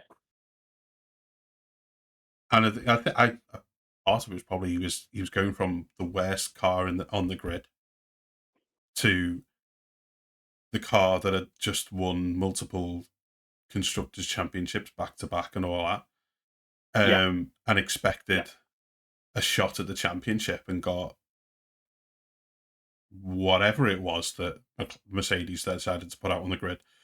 and it wasn't a good car. And I could probably understand the disappointment. Yeah, definitely. Yeah. But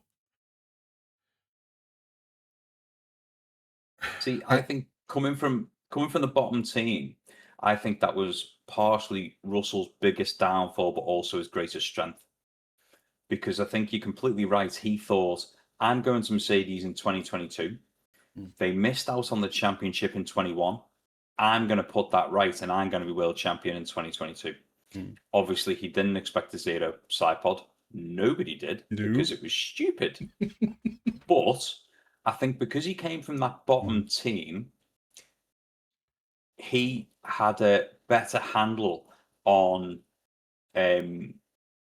handling a car that didn't perform well, if you know what I mean. So because the Williams that he came from was very unpredictable, he could handle that in the Mercedes. That's why he outperformed Lewis Hamilton through those years a lot of the time, I think, because he was used to getting the best out of a bad car.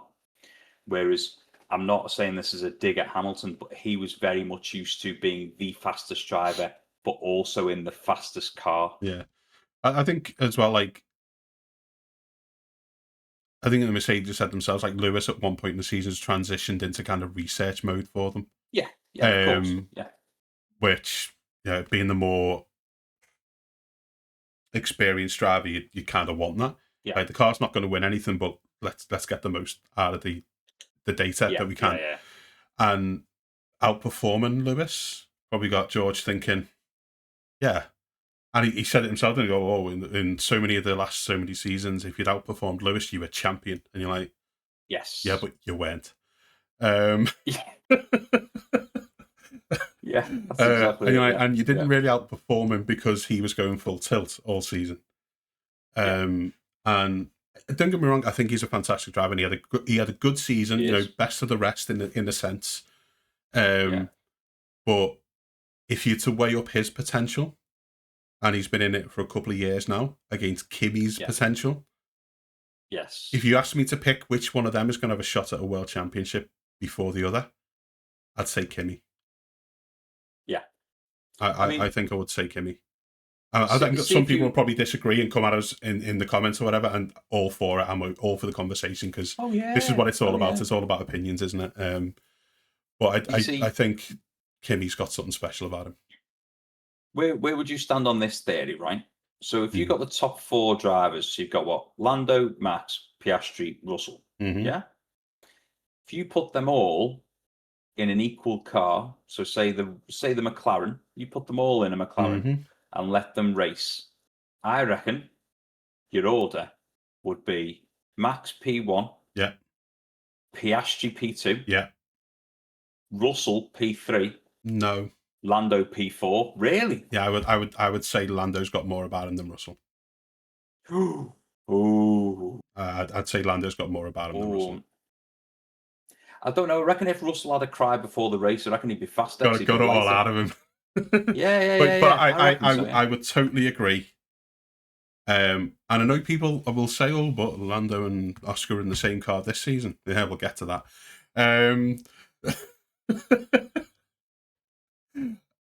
I definitely think Max. I think what Max said earlier in the season, if he'd have been in the McLaren, the season's been over.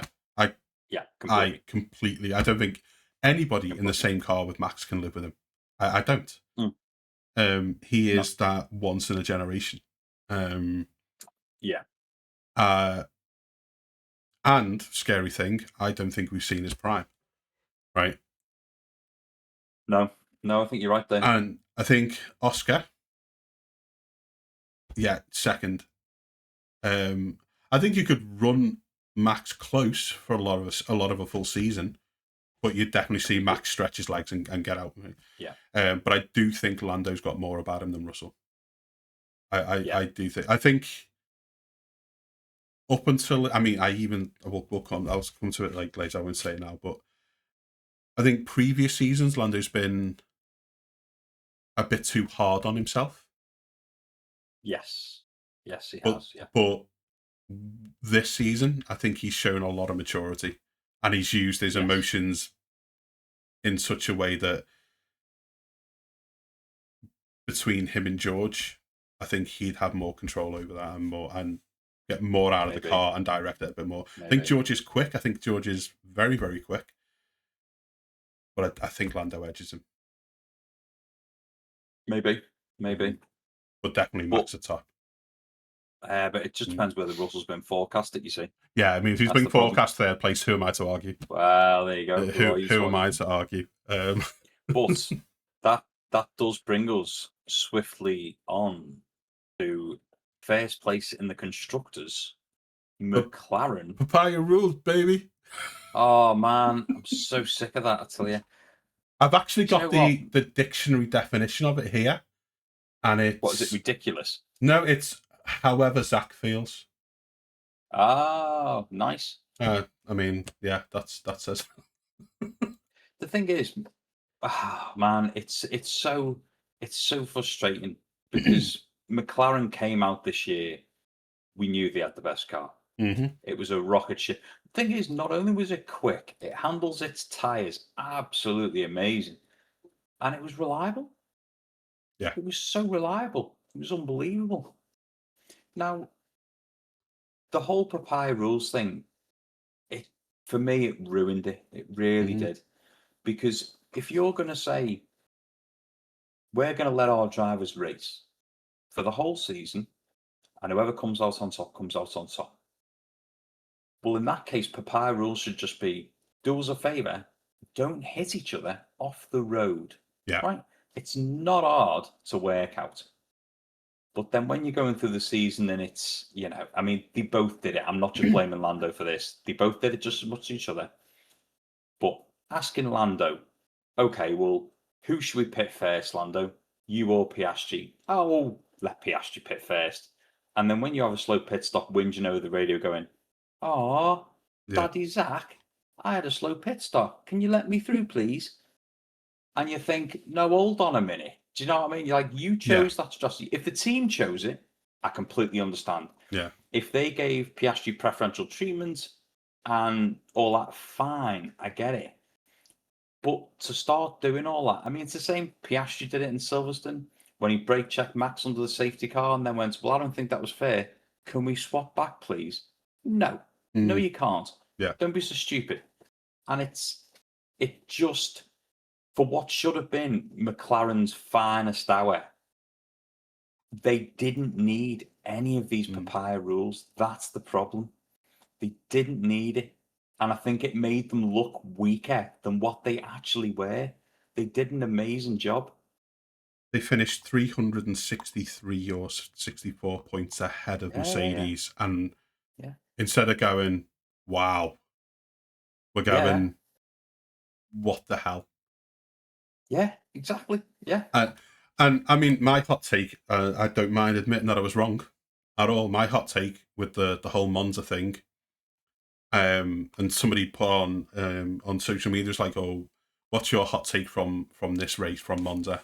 And I put, Lando doesn't have what it takes to be a champion. Because he was offered, do you want to pit now? Or do you want to let Oscar pit so we can cover Leclerc? If I'm in Lando's seat, I'm fighting him for the championship. I'll take my tyres now, please. Thank you.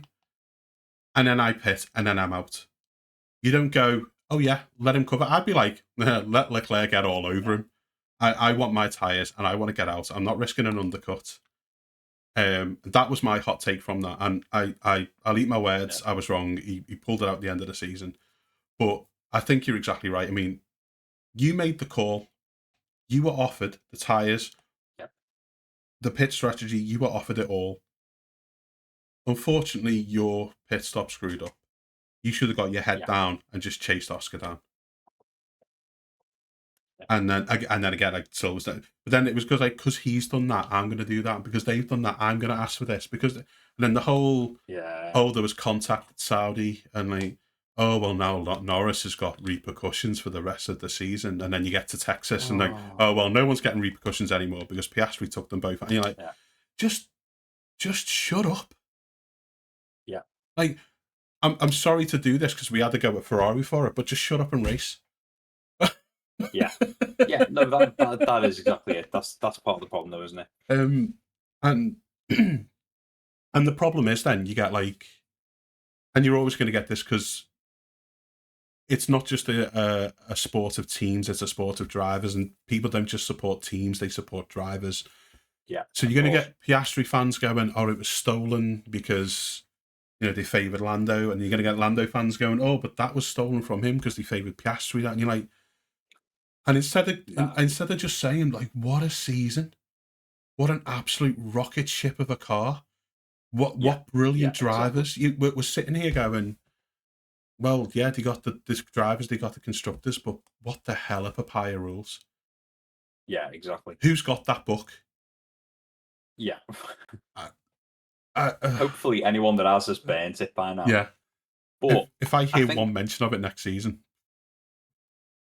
I think part of the problem is, regardless of which way you fall on the argument, whether you're a Lando or a Piastri fan, mm, you can argue the toss till you're blue in the face of who got more preferential treatment than the other. But in actual fact, I think over the season, they both had just as many calls as the other one did. mm, But it's so hard to keep track because it's all you heard every single race. yeah, And that's what was so frustrating about it. I mean, at least they were both equally disqualified at Vegas. Could you imagine if one of the cars was in limits and one of them wasn't? Oh man, yeah, it would have been just a nightmare. The next yeah, race, one of them would have had to crash just to make it even. yeah, And I think that is the shame of it. McLaren did an amazing job. Clearly, they've built an amazing car, like I say, that was brilliant in every way, shape, and form. And both of their drivers knew how to get the best out of that car. mm, Whichever way that championship went, whether Lando won it, Max won it, or Piastri won it, all three of them deserved that championship. Lando and Piastri did a fantastic job, yeah, yeah, and I can't fault either of them for it. I'm not a massive fan of Lando or Oscar, but good grief, what an epic season for the pair of them. yeah, And if their car is just as quick next year, I hope McLaren can draw a line in the sand and just go, hey, listen, I don't want to hear any more of this. yeah, Do you know what I mean? Unless it's one driver is 80 points ahead in the championship and they've got to start focusing on one driver going, can you let the other driver through? yeah, It championship dependent. I understand that. But not when it's you're both battling for the mm, championship. yeah. I think, I think yeah, the old Mercedes, because even Valtteri Bottas has said about his time at Mercedes, yeah, like at the start of the season, we were both told go for it, but there comes a yeah, point of the season where you haven't done enough, so you kind of got to play back up. exactly. And if Yeah, that's how it plays out, great. But if they're both within 20 points of each other, you just got to let them go. If they're both yeah, within a definitely. race win or two, or a DQ or a DNF, you just got to let them go. Yes. But I think Monza had a big effect on Piastri because if you look at his like first, second, or like all the way through the season, Oh, the odd yeah. fourth here and there, and then Yeah. immediately after Italy, he's kind of in Yeah. chase mode and he bins it in Azerbaijan. Yes. Yes, he did. Um, and then he doesn't finish on the podium again until Qatar. Yeah. It's fourth, fifth. The disqualification at Vegas, Yeah. and I think I what I liked about Oscar at the start of the season, and we both said this about him, like he was very ice cold, very calculated, very calm. There was Very, very little very. emotion. It was almost like having Kimi Räikkönen back in the car. um, but Do you know? after that, he seemed very upset, very emotional, very uptight. Yeah. Um, I I think it think, broke him. yeah, Oscar Piastri reminded me of Anakin Skywalker. You know, when he goes in and kills all the children in the Jedi Temple and he does it without caring at all. Mm, I thought that's how he was going to win the championship because no matter what happened, he just sat there and went, oh, well, next week. mm, And you think, what? Really? And the other drivers were either raging, losing their temper, crying in mm, Russell's case, but they were all doing something. And it was just like, wow, that guy is so calm and collected. And I thought he's got this season in the bag. I honestly thought Piastri was going to win the championship when it started. 2 or 3 races in, I thought, yeah, he's got this. He's and over the long haul of the season, when the pressure builds, Piastri's got it. Absolutely. Yeah, but that's what I thought. But I definitely think being asked to give that place back at Monza broke something in him. Definitely. And he struggled to kind of get it back together. And by the time he'd kind of got it back together at Vegas, yes, it was too late. And obviously the DQ at Vegas was essentially what put him out of the hunt. Definitely. I think the Abu Dhabi race, him getting ahead of Lando, unless Lando's engine blew up, which it did at Zandvoort, so you never know. He was out of it. In fact, him chasing down Max was only going to help Lando in that scenario. Of course. But yeah, it's just such a shame, like you said, that after such an amazing season with 2 brilliant drives, but for both of them, that the lasting memory is papaya rules, and you just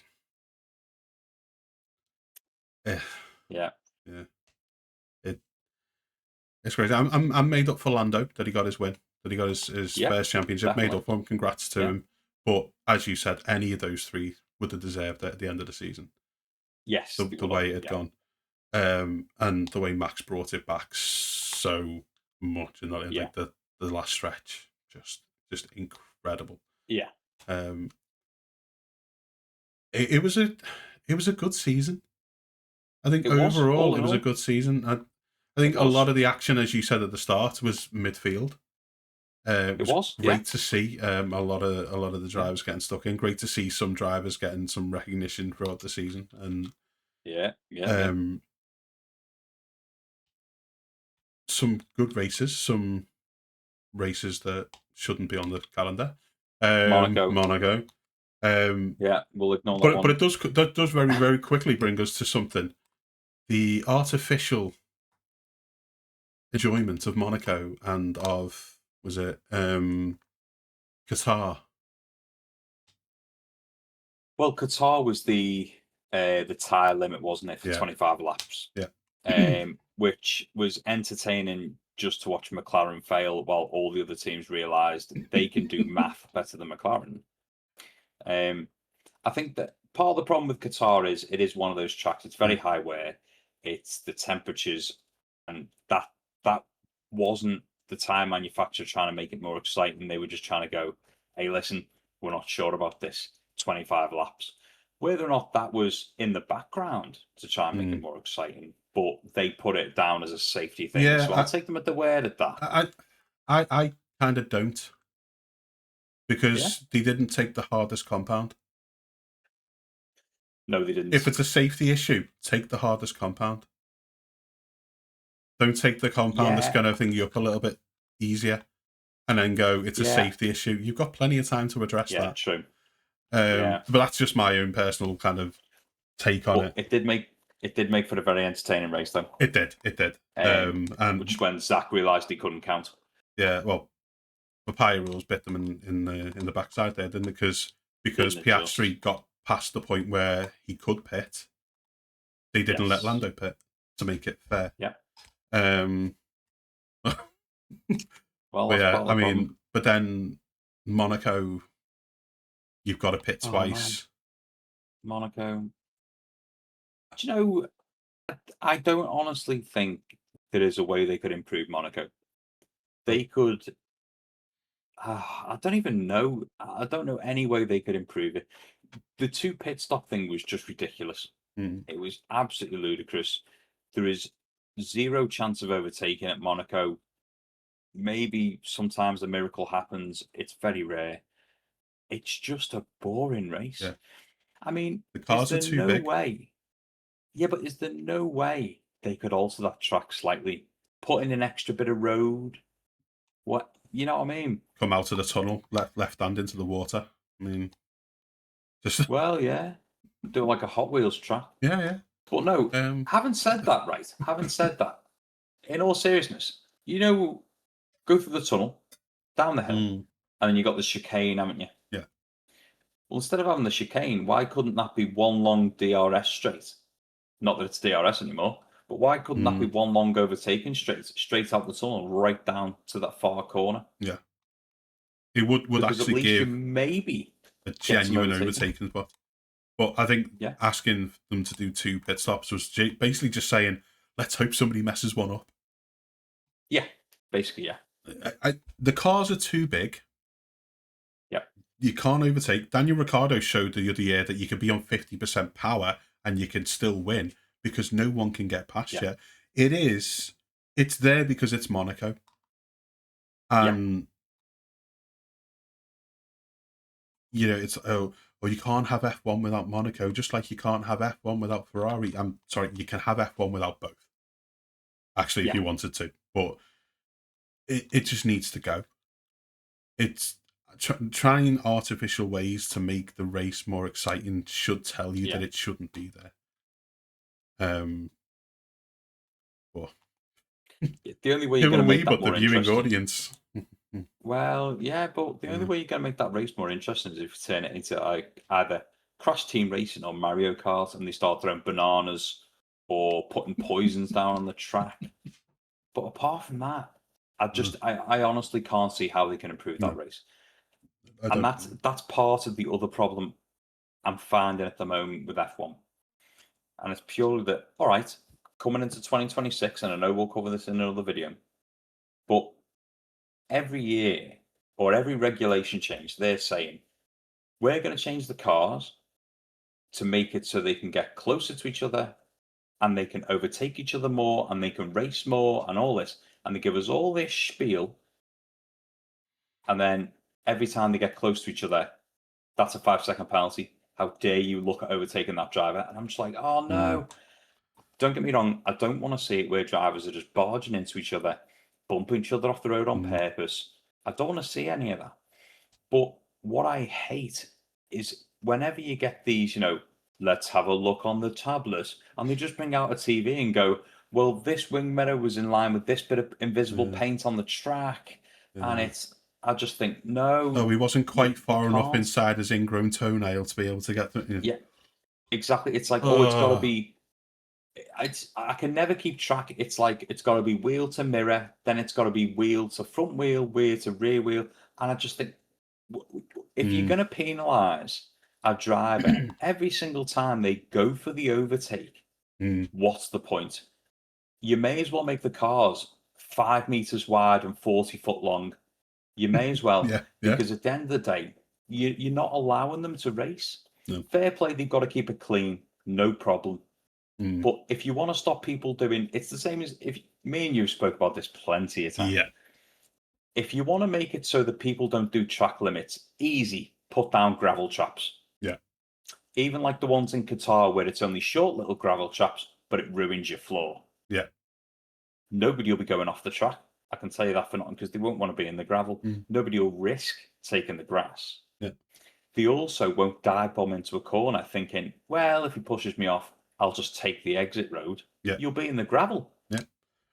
One So car width you've off the side of the track, exactly, gravel. exactly. Brilliant. Problem That's solved. it. Yeah, Yeah. exactly. And then it's a case of if the driver's gone off the white line because they've sprayed gravel everywhere Yeah. and pebble dashed the track.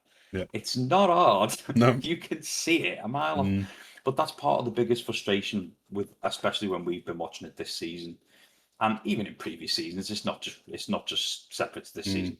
Every time somebody shows somebody a wheel, it's like, oh, that's being investigated, by the way. yeah. And you think, why, man? I mean, one of the best overtakes of the season this year was Max going around the outside of Piastri and Russell, and that was Imola, was it? For corner 1 and 2, Imola, Yeah, yeah, when he took the lead. Yeah. yeah. Yeah. Yeah. And I mean, when me and you watched that, it was the fact that both of us looked and went, "How was that clean?" Because how close the cars were, we thought they'd taken each other out. Yeah. They easily. Mm, By far, but that's the kind of overtaking you want to see. yeah. And I was amazed that because obviously Max was riding the curbs either side, And I was just waiting for it to come up going, under investigation. Yeah. He had one speck of grass on his right wheel. That's a 5-second penalty. And because now every overtake that's made, you're always wondering, well, what are the stewards going to say about that? Yeah. What's that? But that was the cleanest overtake in the weirdest part of the track, because you never see an overtake there. No. The only time you see an It's overtake there is it's a start finish straight, but it's usually done yes. before the braking zone. Oh yeah. It's not Yeah, done yeah, in the corner, like in between the two yeah. corners. And I think what was great about that No. is like was that it's Imola, so there is grass and gravel. So Oh if you'd yeah. have got it wrong, Oh yeah. you'd have known he'd got it wrong. Yes. But yeah, definitely. I mean, Zandvoort, Sainz going around the outside of Lawson on the first corner. And Yes. I don't know how much of his car did he need to be in the future, but Lawson caught Sainz and Sainz got the penalty. Yeah. Like Lawson Yeah. understeered. Sainz was so far around the outside and so far alongside him going around Yeah. that corner. And then you're like, how's Sainz got that penalty? Who's got that? Where's that logic come from? And Yeah. he's, and it's because he was going around the outside. He needed, like you say, he needed to be alongside the front wheel and not the mirror. And you're like, either way, Lawson's going to know there's a car there. Yeah. You see, part of my argument there is when both drivers are going round a corner, I'm sorry, I'm not interested in whose wheels need who wing mirror. No. The stewards can talk to themselves about that. I'm not interested. But if two drivers are going around a corner and they're both trying to keep track position, if one car gives a little bit of understeer or oversteer, I'm sorry, that's actually part of driving and racing. Mm. It's not like the drivers thought, if I put a boot full in now, get a little bit of oversteer, so it looks like I'm losing a bit of control, he'll have to give me the place back. They're not doing that because you risk spinning out on the corner and hitting him and whatever else. You can't say the driver lost control of the car because they had a little snap of oversteer. I'm sorry, you're talking about a 700-kilo car with 1,000 horsepower. What do you mean he lost control of it? Are you mental? Mm. No, I'm sorry. Though half the stewards that talk about this can't even handle a flag. I'm not. No, I'm sorry. I wouldn't trust them with a Scalextric set. Yeah. No, But yeah, no. that one really annoyed me though, because like, Yeah, I mean, it completely. got rescinded later, but mid race, you're going to tell a driver that he was making a brilliant overtake around the outside of a very fast track, a very fast corner, coming up to a brilliantly technical part of the track in turns 2 and 3, he got it, and then the guy inside understeers, and I don't think Lawson would have deserved the penalty for it, like you say, because it's a little bit of understeer. No. It's just No. racing contact. But then Yeah. you're going to say to Sainz, "Oh yeah, you've got a penalty because you've tried to overtake someone." You're like, Yeah. no, That's I can understand you've tried to overtake someone, you speared them off the track, you've got a penalty. yeah. But a little bit of understeer. If you lock up, you're deemed to have lost control, which I can see to a lot. But if it's a touch of understeer, or even a little snap of oversteer, it's just part and parcel of trying to get that car around the track. Completely agree. If you lock up because you've gone in late and you tried to be the last of the late breakers, you've got a case to answer for. But other than that, let them race.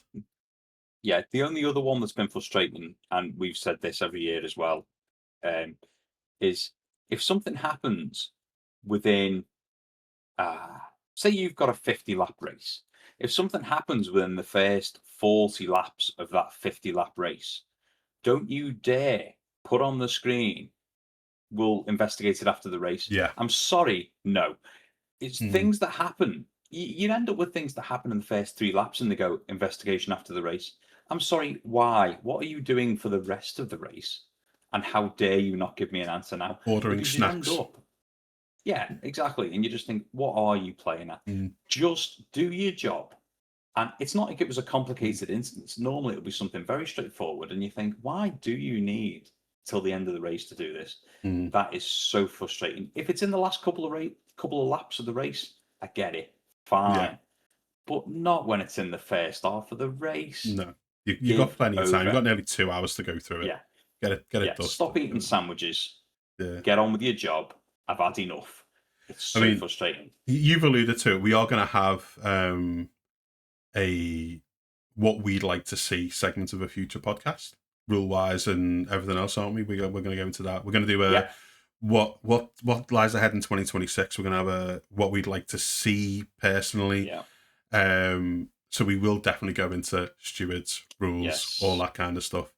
But we've been going at it for about an hour and 40, bud. I know we have, yeah. Well, on that note, let's just have a quick one then. Okay, so what do you reckon then? Best team principal of the year for you? I was about to say, should we wrap up with our 2025 awards? Yeah, go on. Team principal of the year, James Vowles. I can't even argue with that. I'm going to completely agree. I think superstar. We've glazed him enough today. Yeah, fantastic. Okay, then best rookie of 2025. Kimmy. Close with Hadjar, but Kimmy. You see, that's what I was going to say as well. Because I think I can't choose between the two. Because I think Antonelli's done a cracking job at Mercedes, but I can't fault Hadjar either. No. It's by a micron. And it's Kimmy for me. Close in third position, Hamilton. It's no, that's only a joke. That's me. It's in his new seat. He's done well. Yeah. He's by new seat, he means the one he bought for home. Yeah, I know. It's easy to mock, but I do feel bad for him. Your race of the season, like overall. My race of the season overall. Do you know what? I can't think of a race that's actually stood out immensely for me out of this year. I like Mexico. The absolute Mexico was good. Chaos at Mexico, especially in the early stages, where like even Ollie Behrman was putting the moves on Max. That's true. Actually, it was what is going on here. It was a good race. I thought it was a good race. Sorry, the whole weekend of Texas. The whole weekend, the sprint included and everything. That was an action-packed weekend. That yeah. That's because that wheel that came off one of the McLarens did an amazing job of avoiding all the other cars on the track in that sprint race. It actually got more overtakes than Lando in that race. I know it did. Yeah, it was incredible. Yeah, it was incredible. Yeah. And probably the final one, dude. Go on. Our overtake of the season. I think we may have. I think we've already alluded to it. We've done that. We've done that. Yeah, it was Max. It was Max. Yeah, folks, we did have a list of things here, like what was like season awards type thing, and I think we've already. We've already alluded to that. I think we have. Yeah. That was just incredible because you never see an overtake there. Not against two other cars side by side. I think my second would have been like close to the Imola one would have been another Max one, which was on Leclerc at China. Around when he went around the outside in corner 1, switched to the outside of corner 2, and then just buried it and was agreed. He set him up, he teed him up, and then just played him. But on pure instinct and excitement, Imola was phenomenal, and then he just went off. That he was off to the races. Then it was without a doubt. It was good. It was good. Yeah, it was a good season all in all. I think it was a good season. It was frustrations, but it was a very enjoyable season. I think there was just a couple of things that we've already spoken about that put a bit of a downer on the season. Yeah. But 2026 shall be a new era, which we shall talk about in the next podcast. We will indeed. And let's face it, it's the same as 2022. The teams will either get it very right or very, very wrong. Oh, yeah. So we could end up with Alpine winning the No, all right. No. We couldn't quite go that far. We could end up with somebody very random winning the constructors. Yeah.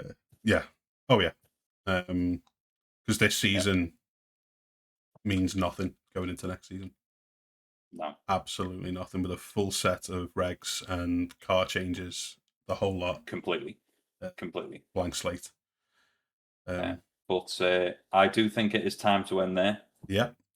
So if you've made it this far listening to us, thank you so much for tuning in to episode 1 of the Social Media Stewards podcast.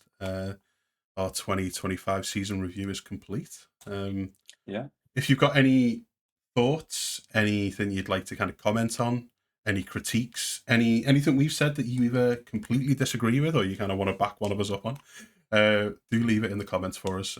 We will try and go through comments in each podcast at the start of each new podcast and kind of strike up a bit of a conversation with you guys. But thank you for listening to us. Yeah, we are on all of the socials as well, so we're the same on all of them. So it's Social Media Stewards, and we're on Instagram, Facebook, Twitter.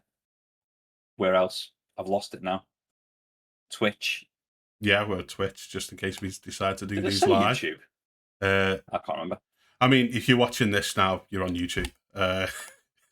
Well, that's a good start. Yeah, that's a good start. And if you're on YouTube and you're wondering where you can find us in podcast form, so you can just throw your earphones and listen, we will be on any and all available podcast platforms: Amazon, Apple, Spotify.